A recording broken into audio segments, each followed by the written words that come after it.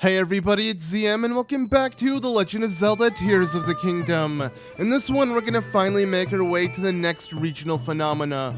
But before we do so, there is one thing I want to quickly do while I'm here, and that has to do with what we did last time. As last time we helped out Piper, the flute player of the Stable Trotters, and in doing so, they can now serenade the next Great Fairy that happens to be located here near the outskirts stable. So let's speak to Mastro, and he'll let us know that, yes, as much as they want to play a song for Kaysa, the Great Fairy that's located here, they can't, because her flower bud is all the way over there, not too far from the stable itself. But the issue is that there is, yes, rocks blocking the road, so we won't be able to use a horse to escort them. We have to do something else. And luckily, yeah, we're gonna have to build a Zonai device, but we won't have to actually use material of our own. The game provides it for us. It's pretty much the parts we need are located right next to the stable. So yeah, serenade to Kaysa. We're gonna do exactly that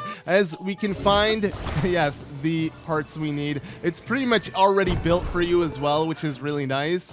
And all we need to do is just attach this big wheel like so, and we are done. Obviously, we're going to need a steering stick so we can actually drive it, but luckily there also is a steering stick located right next to it. So just like that, we have built the vehicle, and we are more than set. That lady near the stable won't stop yelling. She's getting kind of annoying. Okay, we get it. Again, nice, but whatever. There we go. Let's just focus on this. I'm gonna ignore everything else because if I keep doing everything that the game has for me to do with all the side quests, I'm never gonna get anywhere with the main objective. So after this, we're gonna focus on the main objective. But as you can see, they are ready. We can handle it. We can take them to the stable. The lady's still yelling, but we're just gonna ignore that. She's waving. I don't care. Bye. She got intimidated there. I mean, we were about to hit her with our Zonai vehicle. But as you can see, yeah, they're all with us. Again, I love these quests. Very simple. And as you can see, yeah, this is where it gets rocky. A bit scary for them. But yeah, you should be able to do it with these, as these big wheels allow you to kind of traverse that really rocky and rough off-road terrain that the game has to offer. And just like that, we are pretty much done, as we have made it there with these. And now it's time for them to serenade the Great Fairy.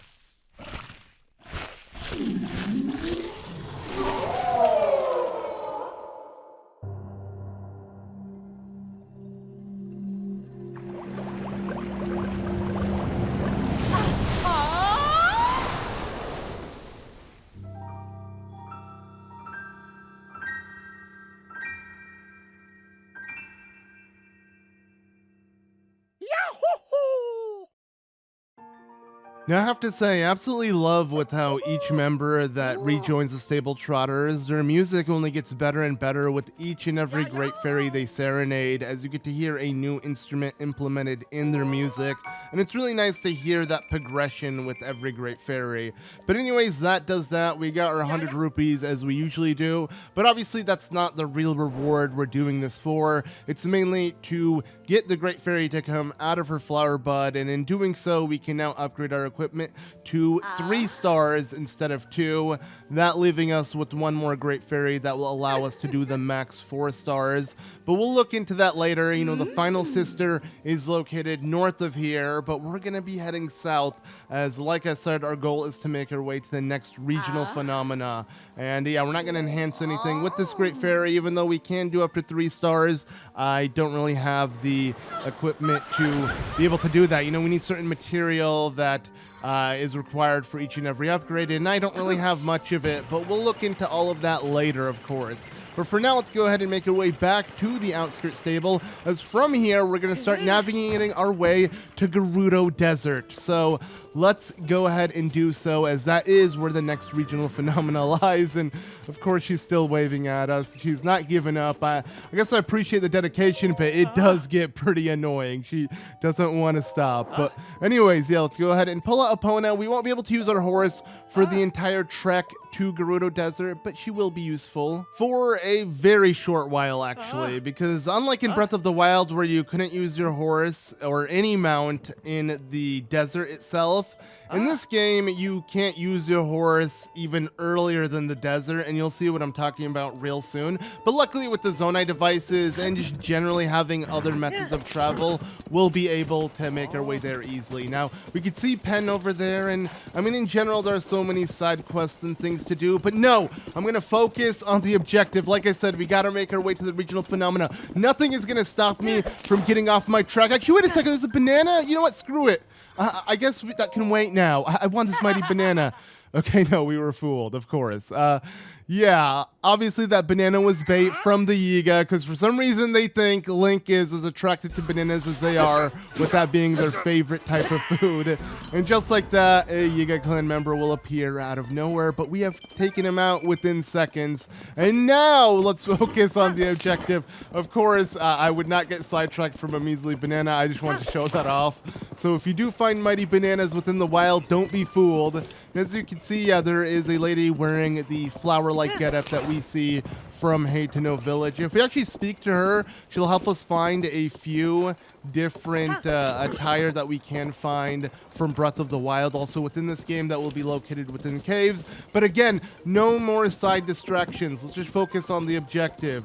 There's also a mini stable, which is kind of cool. This is probably where we want to leave our horse, because like I said, we're not going to be able to use our horse for too long. But again, with the ability of Zonai devices, it's kind of fine, because at least we'll have something else. And I guess that's why the game doesn't want you to use the horses for too long, especially when heading to Gerudo Desert, as it wants you to utilize other methods of travel. And we're going to do exactly that, but we won't even need the Zonai devices to be exact. And you'll see what I mean. So yeah, once you reach here, we have to stop here, as because of the weather, it's dangerous to bring horses within this area, as yeah, you'll be completely blocked off. So we have to drop off Epona here, sadly, but that's no biggie, because as mentioned, there are other methods and ways of travel that we can take, so we don't really need our horse moving forward, and we'll find faster methods to begin with. But now if we try to make our way across, the guard is going to stop us again, as this time she wants to give us a quick quiz to see if we're ready for the grueling weather conditions. Obviously, you can climb your way around or just take a different path entirely to avoid her, but I think it's cool that, you know, there's a quiz we have to take, so why not take it? Let's see if we are ready for what the game has to offer. So, all right, question number 1. How can you best warm up when it's cold? Obviously, stay near fire is the best answer. There are many other ways, of course, but that's the answer we're given that we can answer with. And now, when it's very hot out, where should you go to cool off? A shady spot, obviously, is the answer to that one. Again, there are other methods, like she's mentioning, with using water and whatnot. But, okay, anyways, let's see what she has next. So, what cooking ingredient is effective at fending off high temperatures? That being the chill shroom. You should know that from Breath of the Wild. All of these questions apply to Breath of the Wild, but this is the one that applies to Tears of the Kingdom. Where do you want to go to avoid the extreme temperatures, day or night? That being a cave, as caves are kind of new to Tears of the Kingdom. They didn't really exist in Breath of the Wild, as they kind of came out of nowhere after the upheaval. So yeah, the caves are the way to really be able to just kind of cool or heat yourself up depending on day or night conditions. And as you can see, she wasn't kidding, as the second we passed that gate, it got too hot for us to withstand. Now I'm going to use an icicle that I have fused to my weapon. Of course, that wasn't even an answer we were given within that quiz, but yeah, there are many other methods and ways you can use to deal with the weather conditions the game has for you. But now let's go ahead and continue on, and we can also notice a bloopy right here. I quickly hit it for a quick rupee. They can drop plenty if we continue hitting them, but obviously with the bloopies, they lead you to caves. It's really convenient in spawning caves throughout the game, and even though I said I wasn't going to get sidetracked, this cave shouldn't take us too long to kind of check out. Actually, it's really small. I want to quickly take out that Fire Zolfo, as, yeah, with the icicle we have attached to our weapon, we can easily take out the fire Lizalfos within one hit, as they're vulnerable to ice. And as we can see, there's Bowtrick. Yes, the NPC that usually walks around Satori Mountain is here trapped in a cave because of these fire Lizalfos. So let's once again just take him out within a second, once again with the power of the icicle, as it will immediately obliterate them. And just like that, we can let Bowtrick know that everything is good and safe. Yeah, he's supposed to be some kind of guard, and look at him. He is the terrified one who couldn't do anything. He froze up. Well, we literally froze those Lizalfos. And telling us not to tell anyone, well, okay, don't worry about it. But there we go. That does that. Now he's on his way. But before we do leave, obviously with this being a cave, just like there was a bloopy that led us to it, there will be a bubble frog within the cave itself. So let's go ahead and find it. Yeah, it's hiding up there, you know, being all sneaky like, as you may not notice it when you enter the cave. It might look empty, but yeah, if you look up, you'll find that. And just like that, we got the bubble gem. Now let's continue onwards. And I guess we're going to have to deal with this as well. I said I was going to focus on the objective, but you know, it's fine. We can see Addison with, you know, his Hudson sign, treating it like a holy deity that must not touch the ground, as that will taint the sign. So we'll help him out by just nudging this here, just like that. And that should do the job, but just in case gravity doesn't work in my favor, you can use any of these planks or even the wooden stick to just kind of reinforce the end of this piece here, just like so. And I feel like that should hold it in place. Even if it tips over, it shouldn't lose balance or anything. So yeah, let's let Addison know once again that he can drop the sign, and all should be good. Again, I guess with these I'll have to do, like I said, if it takes seconds to do, I'll do it. But yeah, there we go. He's standing. It's funny because I feel like I keep contradicting myself. I keep saying I'm going to focus on the objective. Nothing will prevent me. Yeah, we had a mighty banana. That was understandable, but now it's getting a bit much. So, okay. With this, we're now going to continue on. So just like that, he has set up the sign. At least we'll get some useful things, because I do believe he'll give us some food that will make our trek throughout here a lot easier, as the icicle that we have attached to our club that we fused together, well, it does give us some, you know, cool in the heat.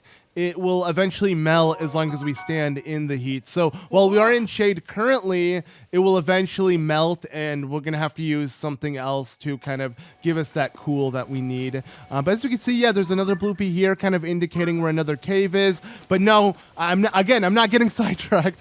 We're going to focus on continuing forward. So, okay. Now, what we want to do is just make our way down here. We can see a sign, and this is where the pathways pretty much split up into two. We got ourselves a new road and an old road. And you know what? I'm not going to take either of them. I'm going to take the high road. Yeah, and what I mean by that is just with the rocks that fall, you know, the debris from the sky, we can actually go ahead and recall it by rewinding its placement. And just like that, yes, this is the high road. Screw the other two roads. So, obviously, you don't have to worry if you're following along. You can find these all throughout here. They'll constantly be falling within this location, so you just kind of want to wait for it, and just like that, you'll be able to get yourself a lot of air to then continue on, as, yeah, we can now easily make our way across. And you can see, yeah, there's another one falling. So, again, you'll find plenty throughout this location, which makes it really easy to, yeah, just take a completely different pathway. So this is the pathway we're taking. We're pretty much going to cut both roads by going in the center from above. As you can see, we're pretty much, yeah, just going to quickly make our way to where that Skyview Tower is. So all we need to do is make our way to this ledge over here, and then we can just kind of walk our way there. It does seem a bit higher up, but we'll find other ways to elevate us, so we'll be good. Everything should be pretty simple and straightforward. I just thought I'd kind of change it up a bit because there are so many, you know, high areas to take. And as you can see, like I said, the icicle did melt. As I mentioned earlier, it doesn't seem like we have anything else attached to ice. Well, I could fuse a different weapon to something cold. Let's just eat. Oh yeah, Addison literally, like I said, gave us some food that would give us some heat resistance. So there we go. Let's just eat that, because you'd most likely stumble upon him. You'd get the exact same thing. And just like that, we are good and ready to go. And we have something that will give us some heat resistance for a couple minutes. And as you can see, there are more debris falling from the sky that we can use. As you can see, I could recall this one, but I'm not going to do that because moving forward, like I said, we'll find other ways to elevate us upwards, because there are some elevators over here. And these are really cool. Obviously, they existed in Breath of the Wild, and they help you actually also make your way to the tower that was located around here. But it's nice that you could really kind of interact with them, especially with Ultra Hand. And just, yeah, there you go, launch your way up. Obviously, we used Magnesis in Breath of the Wild, but you get my point, because it's not only for Link, and as, yeah, you're going to see right here, there is another NPC that we're going to have to help him out with these elevators, as this one seems to be out of order. He needs something to weigh him down to bring himself up, as this guy will help us get to the Skyview Tower, as the Skyview Tower isn't operating right now, and we need this guy to help us out. So luckily, we came across him before we made our way up to the Skyview Tower, and yeah, he's pretty much mentioning that it needs repairs, but so does the elevator itself. So we got to attach something to that metal over there, and in doing so, we'll be able to launch himself up. So we're going to do exactly that. Obviously, we need to make our way up as well, but we'll find a different method. Of course, Link doesn't have to do that rookie style of, you know, he can climb up, but also he could just ascend upwards like so, which is so nice. So yeah, this changes it up completely. This is our method of elevating ourselves up. This is the new elevator, you know. We should go ahead and do that. And now we're done. We're ready to go.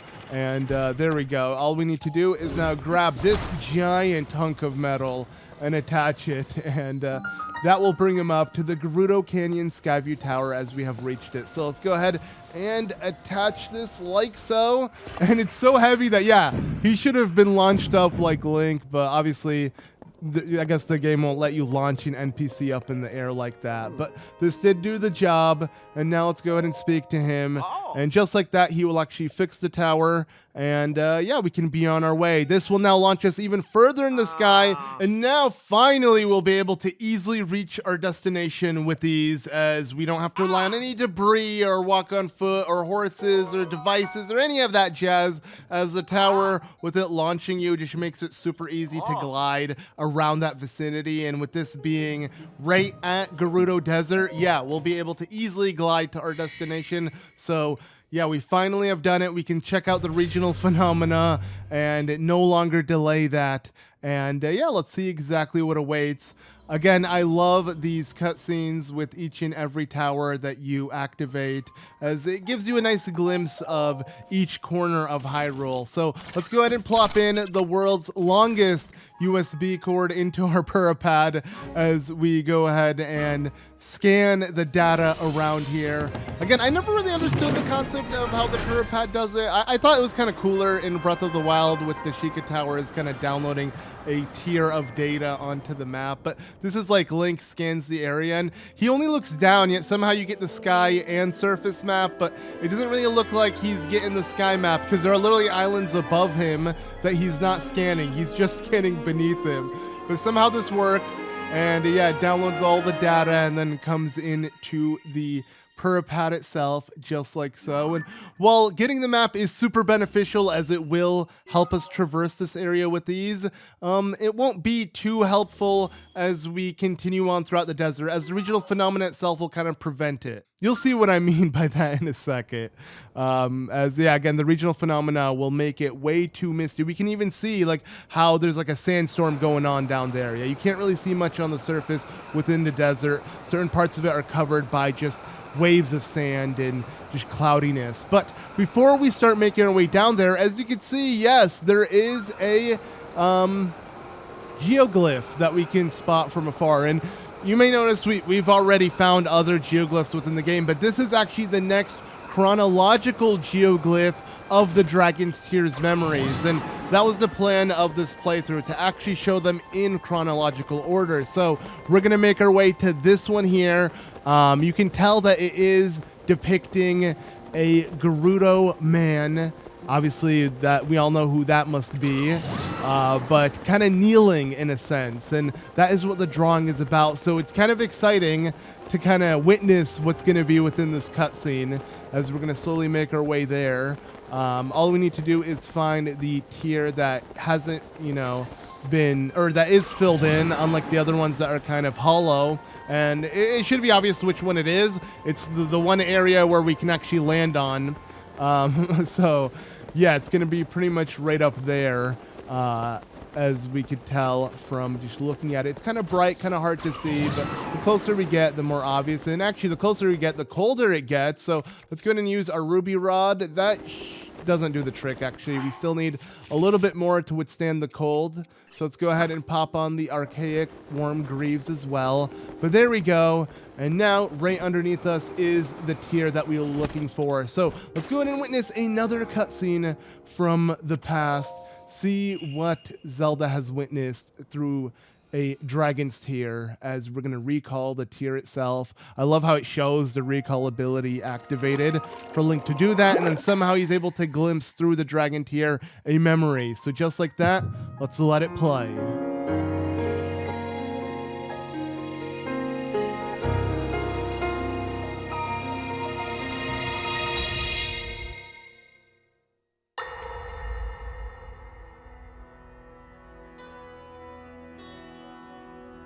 Allow me to offer you my deepest apologies on behalf of the Gerudo for taking so long to accept your repeated invitations.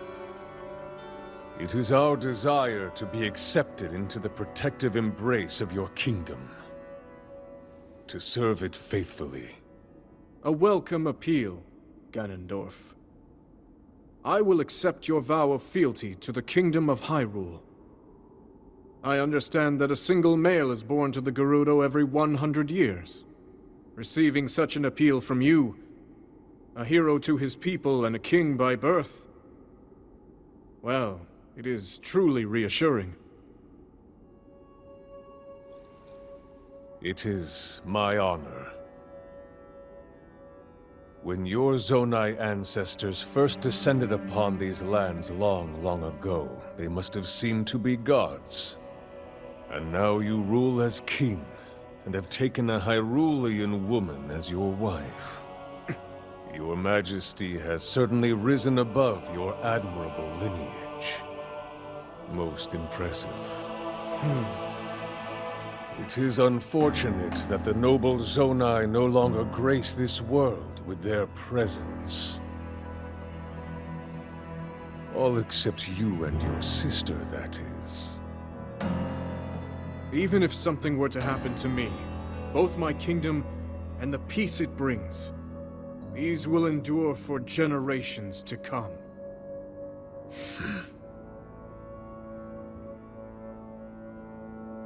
Your actions today are appreciated, Ganondorf. I look forward to your future endeavors. You may leave. Your Majesty.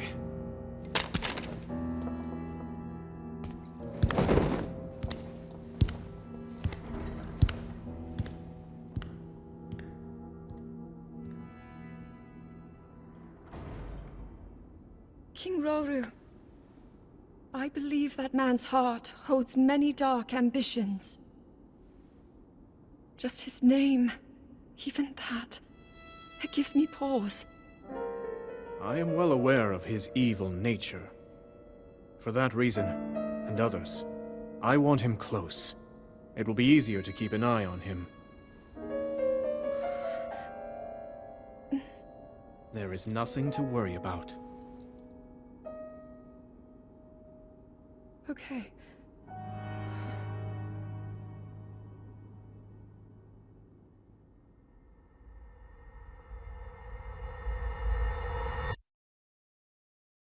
Yeah, talk about a pretty badass cutscene. So right after the previous scene of where Ganondorf attempted to assault Hyrule Kingdom and was dealt with an insane backlash, he decided to give in and show his loyalty to the kingdom by bowing to King Rauru and Queen Sonia, while Zelda kind of watches. It's kind of cool seeing the Demon King act this way, as yeah, we went from this, you know, the Gerudo assault to him showing allegiance to the Kingdom of Hyrule. But obviously, we can't be fooled by Ganondorf acting this way, you know? And it is interesting how Zelda's just kind of there. She's staring at the menace that she knows from the present time, but for some reason she seems conflicted.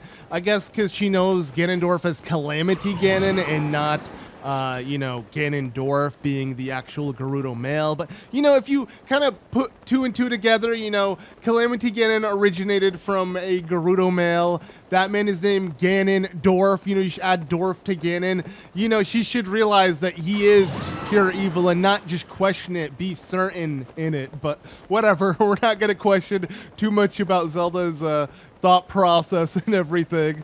Overall, pretty cool cutscene, but yeah, and I absolutely love Ganondorf's voice. He sounds so badass, and the way he acts, it's so cool to hear him. It's perfect. It's exactly how I imagined Ganondorf would sound, and it's played off so well. But okay, that's all aside the point.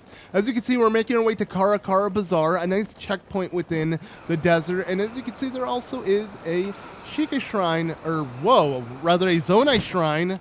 They got mixed up with Breath of the Wild there.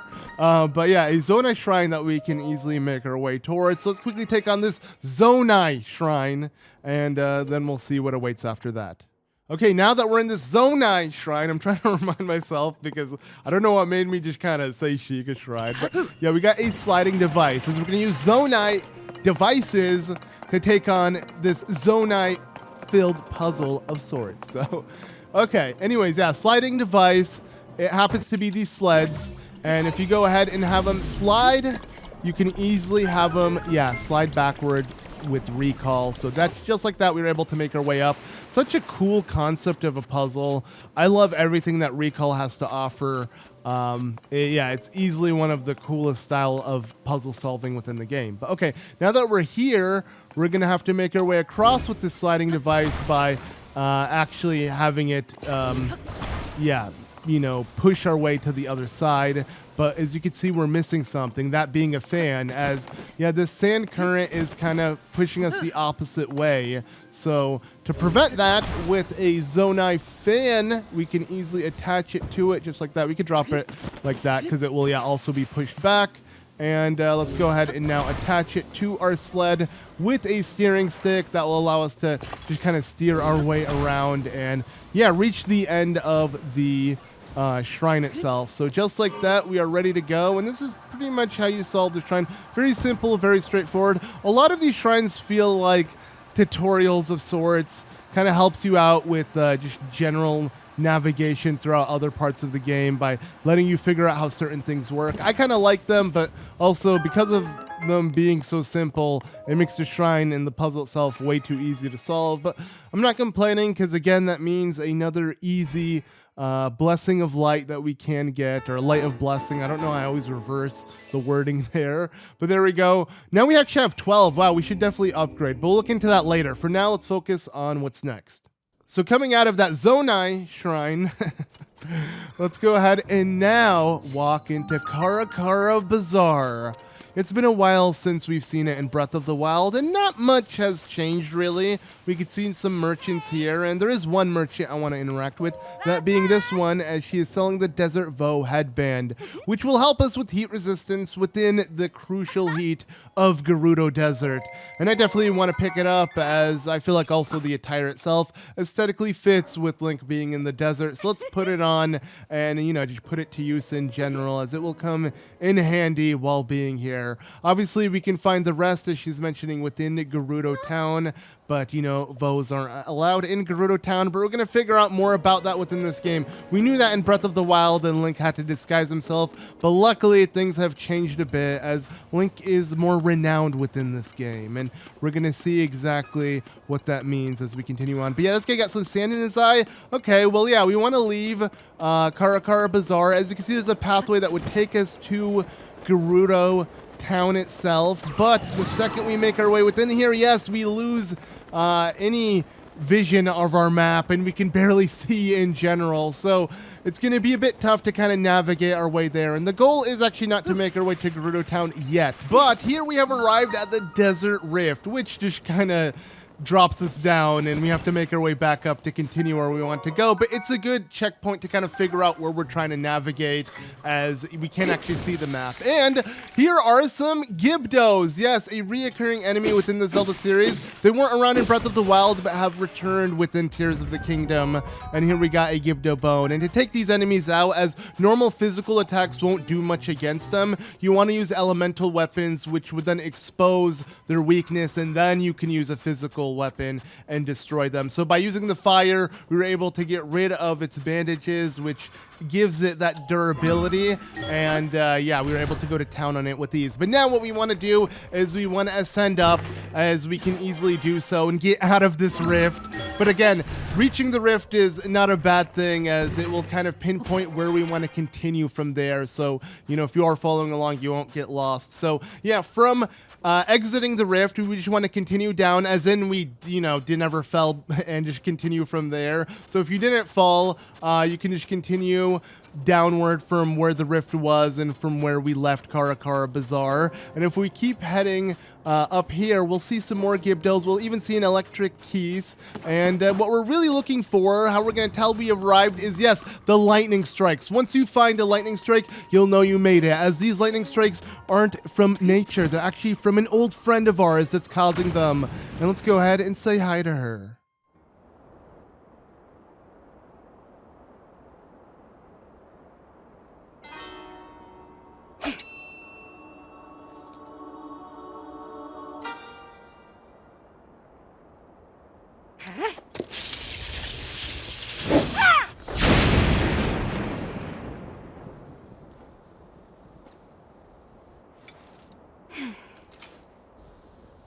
Missed again. Can't hit my mark. Won't do anyone any good.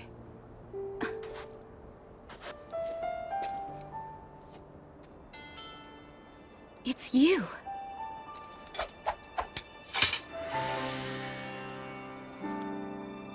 This changes things. I didn't expect to see you here.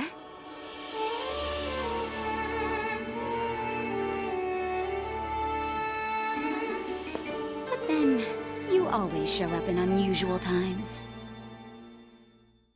So Zelda went from the present to the future, and the future is the present. Kiss my ass. Oh. So, Hyrule Castle rose up into the sky. Zelda vanished right in front of you.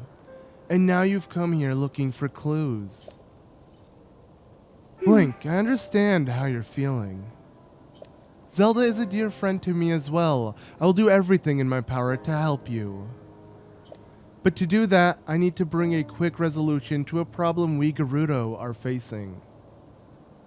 I'm sure you've noticed that the desert is even more difficult to cross than usual. That's thanks to this unusual sand shroud. It appeared around the same time the events at Hyrule Castle took place.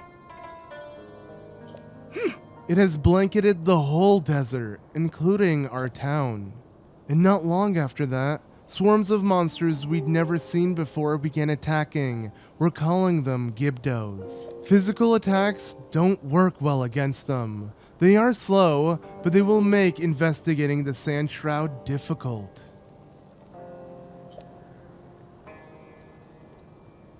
Were you watching just now?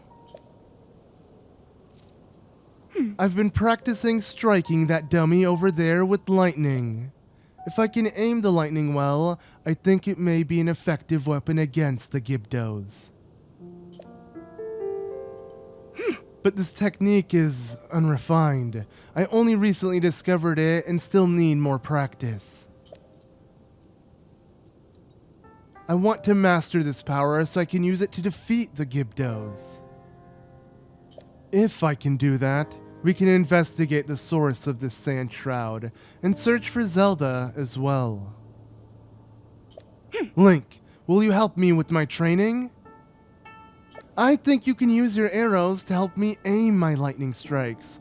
Fire one at that dummy over there. And so we have reunited with Riju of Gerudo Town. Yes, it's good to see her once again. And she has this pretty cool haircut, as she has cut her hair much shorter than what we remember from Breath of the Wild. But yes, we are now with her, and we're going to help her train. And we can see that she also brought her trusty seal Patrice, which is really cute.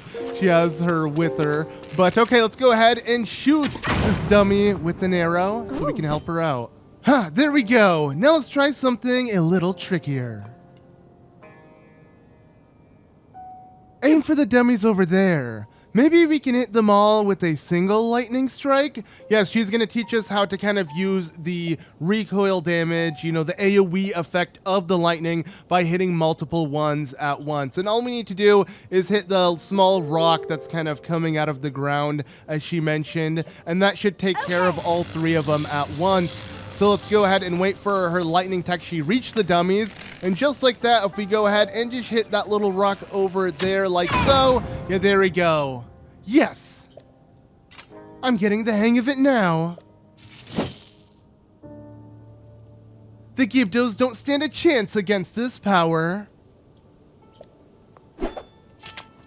I can't thank you enough for your help, Link.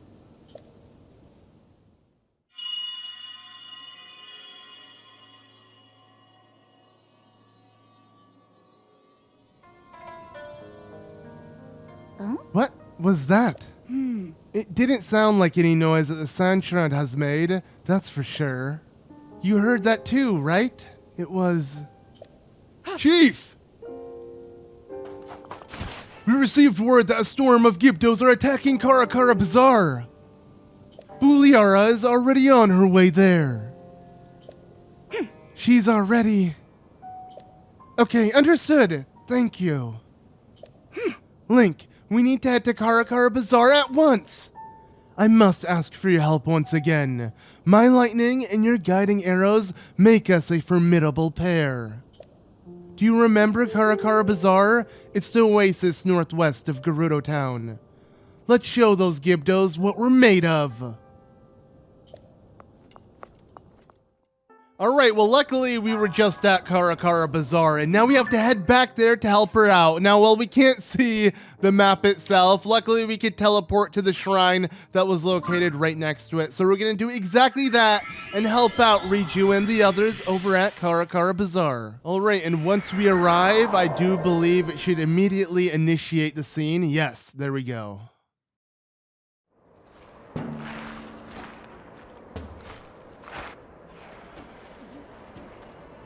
Don't let any more Gibdos get close!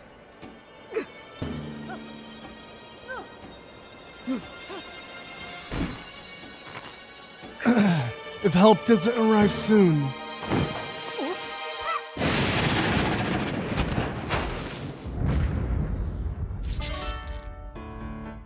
Sorry to keep everyone waiting, but I'm here now, and we're going to wipe all the Gibdos out at once! Follow me! Link, don't let me down!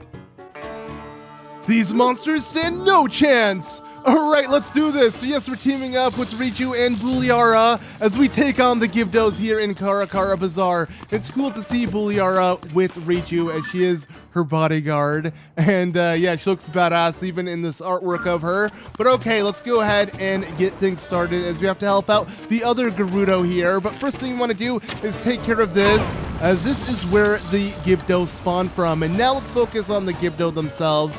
As you can see, Riju is covering a lot of our surroundings. So anywhere we launch an arrow, it will strike some lightning, which is so badass. I love her ability there. And yeah, you don't really want to aim for the Gibdo if there are multiple ones. You kind of want to get in the center there, as Riju taught us. Because yeah, there we go. That will take out more than one with just one arrow. And just like so, we can easily wipe him out real quick. And that looks like we've done it. So there we go. We have taken them all out. Buliara, well done holding the line until we were able to get here. Now that we know the Gibdos are susceptible to lightning, this gives us a major advantage. Huh.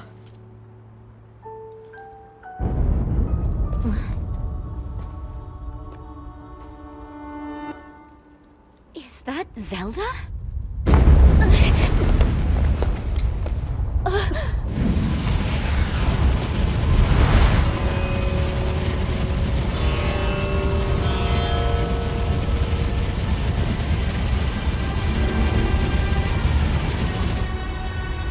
bad. Real bad. Gerudo Town is in danger!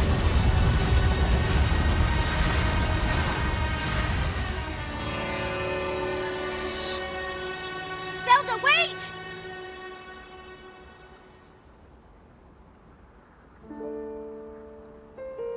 She was heading directly toward those tornadoes. And if more Gibdos are hiding in the storm... Buliara, we need to get back now. Link, we're going on ahead. I'll meet you in town.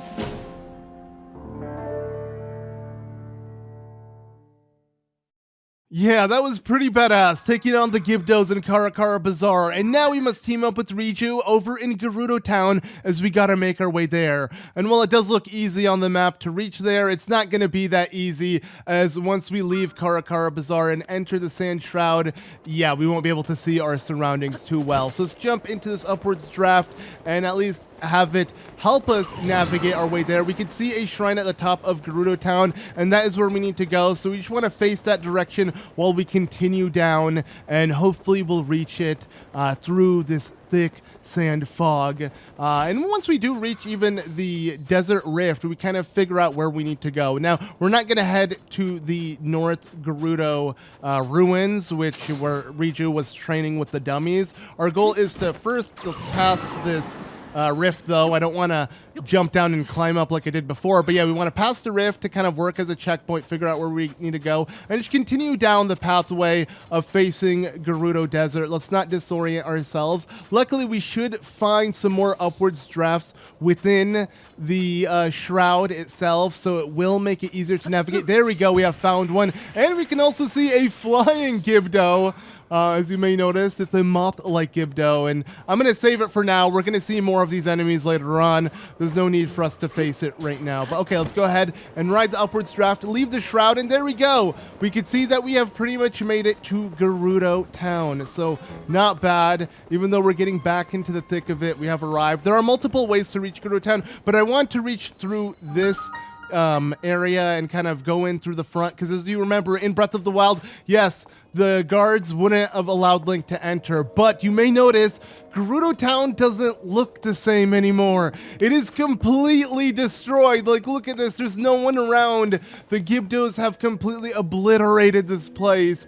It is so sad and messed up to see what happened to the town itself. And this makes sense why Riju needs our help. We need to seize back this Gerudo Town and bring it back to her. But obviously she's waiting for us up there, and we could speak to her right now, though we're not going to do that yet. First thing I want to do, actually, before I do anything within here, is make my way to the shrine that we saw at the very top of the town from far away. So if we go ahead and just ascend our way up, continue heading upwards, we can see Richu's room, which are sand seal plushies.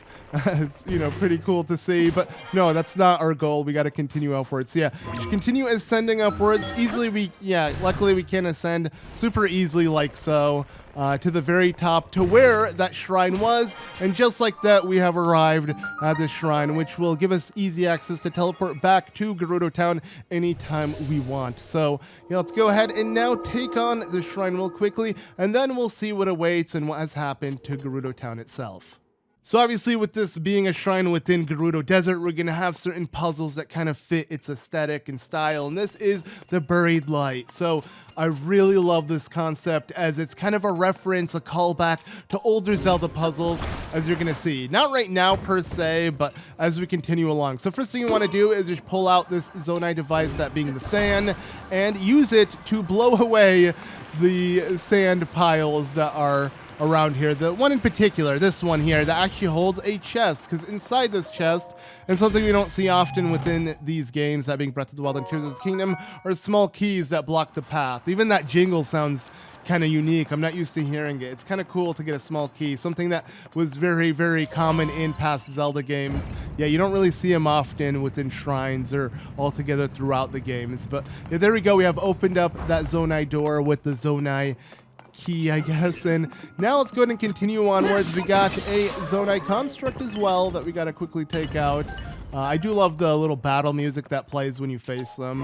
It's kind of nice, but obviously it's short-lived because we take them out so quickly. But what we want to do is, yeah, just ignore everything in the main room for now and make your way over here as we have another construct. Let's quickly bop it. I love the hammer because yeah, it just feels like you're bopping the enemies with it. And let's go ahead and now bop this, actually, one quick strike like so. As, yeah, that will allow us to use it to get rid of this sand on this, as this will be a platform of light. Yes, this is the buried light that we're trying to uncover from the sand. And now what we want to do is grab this. This is what I meant by a callback to older Zelda puzzles. This is a mirror similar to the mirrors that were in Ocarina of Time, Majora's Mask, and the Wind Waker, you know, all of them utilizing the mirror shield. Well, sadly, while you can't attach this to your shield, you're more so using just the mirror as an item to place down. Though we can obviously attach it with fuse. I don't want to bother with that, as you know, I'm already using a shield that has a cart on it. Well, it does obscure the look of the Hylian shield. I don't care. It's super useful, and I just wanted to put it to use. But okay. Anyways, either way, we need to use Ultra Hand for these puzzles. You don't really need it attached to your shield, because yeah, you want to pick up the mirror high up so that it can reflect the light like so into that beam, and just like that we have solved the puzzle. So there we go, we have done it. Again, really cool. I love the idea. The mirrors aesthetically don't look as cool as previous Zelda games. You don't got a shield, they don't have badass symbols or a creepy face like it did in Majora's Mask, but still cool concept nonetheless. I do love the callback. They're fun puzzles, to say the least. And there we go. We got another Light of Blessing. We should upgrade them. But anyways, that does that. But all right, let's now continue back to Gerudo Town. And it's so nice that the day is breaking. It looks beautiful, even though when you look down at Gerudo Town, it's not so beautiful anymore, as everything is destroyed.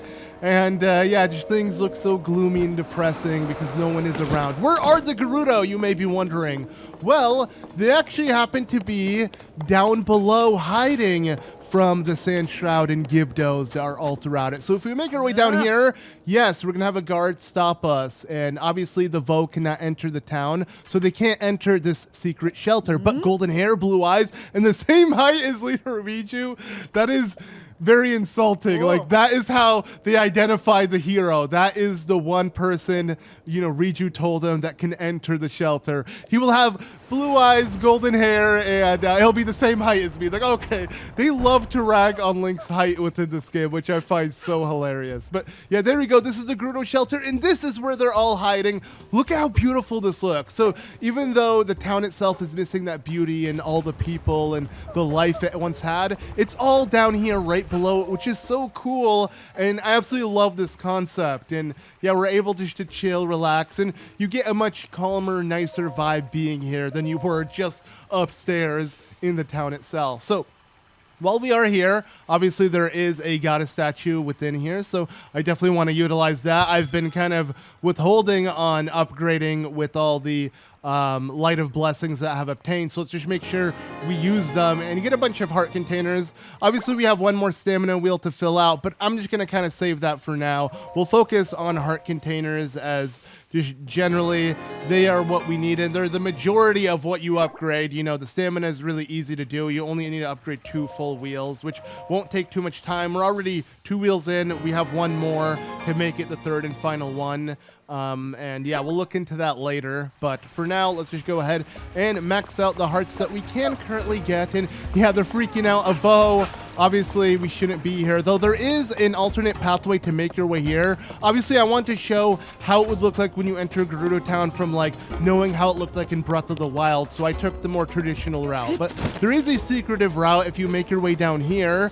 You can find it within the shroud north of the Gerudo Ruins. If you make your way around there and search around, you'll find the secret pathway which will take you there. I do believe there's like a tunnel, yeah, over there where you can see the luminous stones, but that's all aside the point. Let's go ahead and just make our way back into the shelter itself. But yeah, that's like an alternate path if you wanted to take, if for some reason it was very complicated to make your way through the shrouds. But again, I think it's a lot cooler to see how Gerudo Town looks from up above, then make your way down below. I think it's a lot cooler transition. But if you did head from the back, you'd be surprised with, you know, entering the shelter and then getting into the town and all. And it is cool how there are alternate pathways to kind of solve things and go throughout the game. You know, that's the beauty of this game. There's just so many ways to do things. But obviously, with this shelter, they pretty much have all the similar things that they had within the town itself. They kind of recreated it down below. So, you know, you got where the seal place is. You even got the school, you know, where they're teaching the Gerudo how to find a Vo. You know, the Vi's finding the Vos. Same drawing from Breath of the Wild school as well, which is cool. We could see, you know, some shops and some other stuff. I love the architecture. It's like ancient Egypt. It's really cool. And then here we can see a prison. Yeah, you may not find Vos within here, but there is a Vo as he's locked behind the cell. Yes, this is a jail. So obviously we're the only Vo that can enter the town, as Riju has allowed us to. But if you are a Vo trying to enter it and you're not allowed, you will be in jail. Yeah, we can join him as well if we break the rules. So they're not afraid. And obviously with them recreating everything like that, they even have, yes, a bar down below. You know, the Gerudo still want to drink and, you know, just kind of wash their sorrows away, even down below, you know, so it makes sense. And there's more shelter, and even the non-Gerudo are freaking out when they find a Vo within here. You know, we got a Hylian woman also freaking out, which is pretty funny. But yeah, there we go. That pretty much does it for now. Let's, you know, we got a good look at the shelter. More little Gerudo just kind of freaking out that a Vo is within here, which I find cool how, yeah, you don't have to disguise yourself now. We've become well known. They let us know that, yeah, Link can enter it, which I find really cool compared to Breath of the Wild, because it even let you even after you helped out the Gerudo. So it's nice that they changed that within Tears of the Kingdom. You feel that progression. But anyways, there we go. That about does it. We have Riju waiting for us as we have to help her out here in Gerudo Town so they can seize it back. And we're going to be doing just that next time. So thank you all so much for watching. I've been ZM, and I'll see you all in the next one.